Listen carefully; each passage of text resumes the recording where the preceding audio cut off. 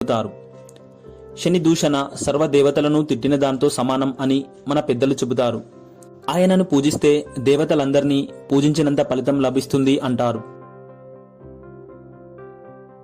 త్రేతాయుగంలో లంకలో రావణాసురుని చెరలో ఉన్న శనీశ్వరుడిని ఆంజనేయుడు విడిపించాడని, హనుమంతుడు రావణుని బారి నుండి తనను రక్షించినందుకు కృతజ్ఞతగా ఎవరైనా హనుమంతుడిని పూజిస్తే వారు శనిగ్రహం యొక్క దుష్ప్రభావాల నుండి విముక్తిని పొందుతారు, లేదా కనీసం వాటి ప్రభావం తగ్గుతుందని శని హనుమంతునికి ప్రమాణం చేస్తాడు. అలాగే ఇంకొక కథ కూడా ప్రచారంలో ఉంది. శని ప్రభావం హనుమంతునిపై మొదలవుతుందన్న సూచికగా ఒకసారి శని హనుమంతుని భుజాలపై ఎక్కాడు. అప్పుడు హనుమంతుడు భారీ కాయునిగా అవతరించి శని భుజాలపై కూర్చుంటాడు. ఆ నొప్పిని భరించలేక శని భగవానుడు హనుమంతుడిని తనను విడిచిపెట్టమని వేడుకుంటూ, ఎవరైనా హనుమంతుణ్ణి పూజిస్తే